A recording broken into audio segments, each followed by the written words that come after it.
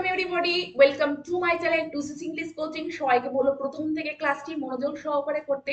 আর আজকে যারা ক্লাসে প্রথম আছো এবং এখনো অবধি চ্যানেলটিকে যারা সাবস্ক্রাইব করনি, তারা অবশ্যই চ্যানেলটিকে সাবস্ক্রাইব করে প্রতিনিয়ত এই ধরনের ইম্পর্টেন্ট এবং ইন্টারেস্টিং ক্লাস করতে থাকো। তো আজকে ক্লাসটি ভীষণ ইন্টারেস্টিং হতে চলেছে, কারণ আমরা কথ্য ভাষায় কত ধরনের ফ্রেজ ব্যবহার করে বিভিন্ন ধরনের সেন্টেন্স আমরা একে অপরকে সহজে ইংলিশে বলতে পারি, তা আজকে ক্লাসের মাধ্যমে আমরা দেখে নেব। তো দেখো, রিনার যা যোগ্যতা আছে তোমারও তা আছে, অর্থাৎ তোমার যা আছে রিনারও তা আছে। এই যে যা এবং তা, এর জন্য আমরা কোন কলোকাল ফ্রেজ ব্যবহার করতে পারি?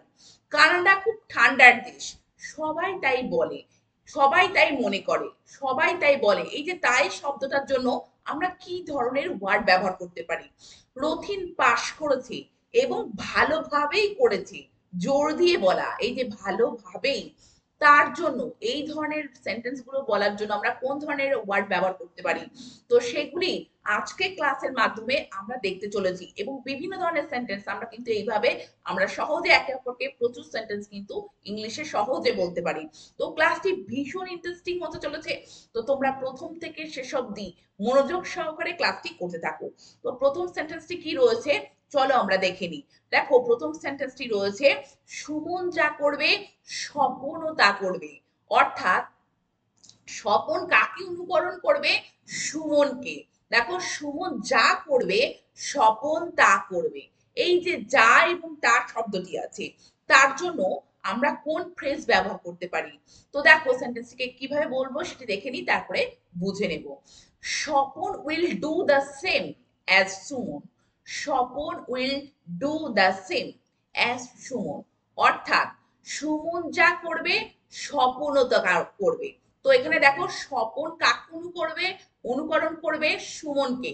তো স্বপন এই সাবজেক্টটি দ্বিতীয়, তো সেটিকে আমাদেরকে প্রথমে আমাদের প্লেস করতে হবে।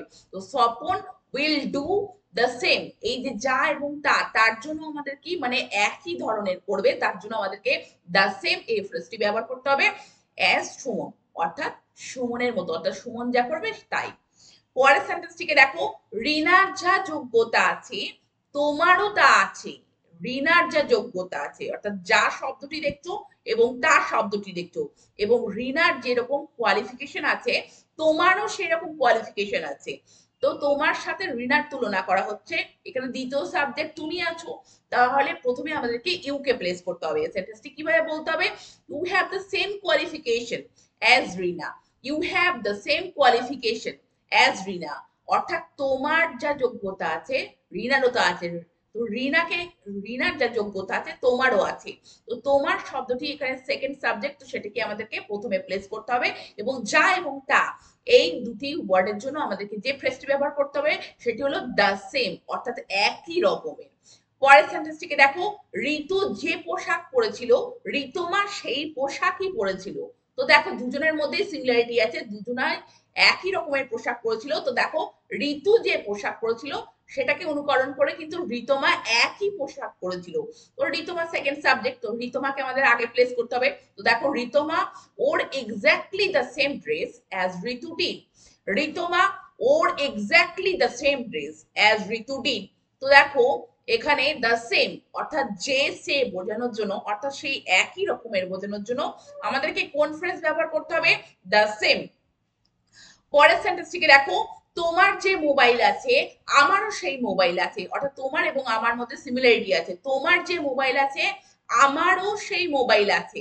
তো দেখো, আমারটা কিন্তু দ্বিতীয়তে আছে। তো এই ধরনের সেন্টেন্সের ক্ষেত্রে দ্বিতীয় সাবজেক্টটি কিন্তু প্রথমে আসবে, যে আই। তো কি, I have the same mobile as you have. I have the same mobile as you have. অর্থাৎ আমার তোমার যে মোবাইল আছে আমারও সেই মোবাইল আছে। এবার পরের সেন্টেন্সটি দেখো, বৃষ্টি কি হবে? আমার তাই মনে হচ্ছে, বা লোকে তাই বলে, বা তাই মনে করি।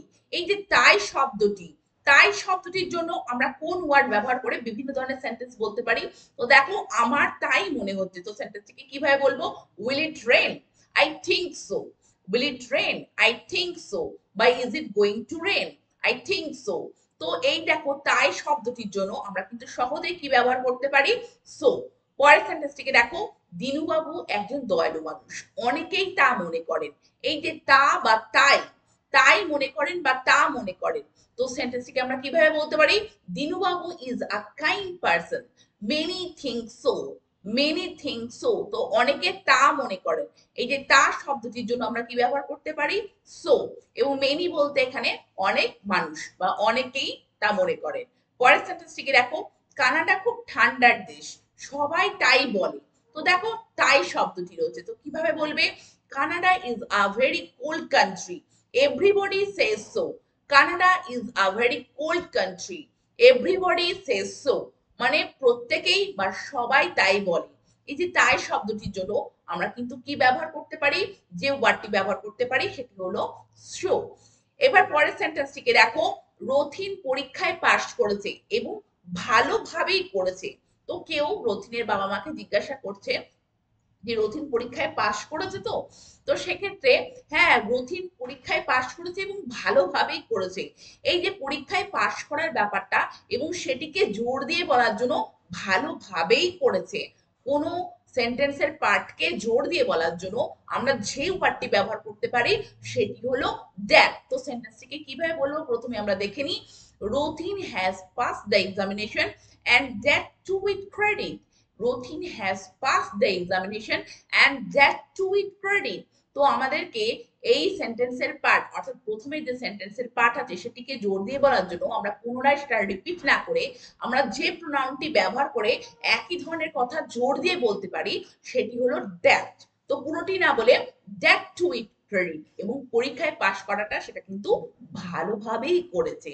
পরের সেন্টেন্সটিকে দেখো, তোমাকে কবিতাটি আবৃত্তি করতে হবে এবং এখনই করতে হবে। তো জোর দিয়ে বলা যে তোমাকে তো করতে হবেই, বা তোমাকে এই কাজটি করতে হবে, বা তোমাকে আবৃত্তি এক করতে হবে এবং এখনই করতে হবে। এই যে জোর দিয়ে বলা, তার জন্য আমরা কোন ওয়ার্ড ব্যবহার করতে পারি? দ্যাট। তো সেন্টেন্সটিকে আমরা কিভাবে বলতে পারি? You must recite the poem and that right now. You must recite the poem and that right now.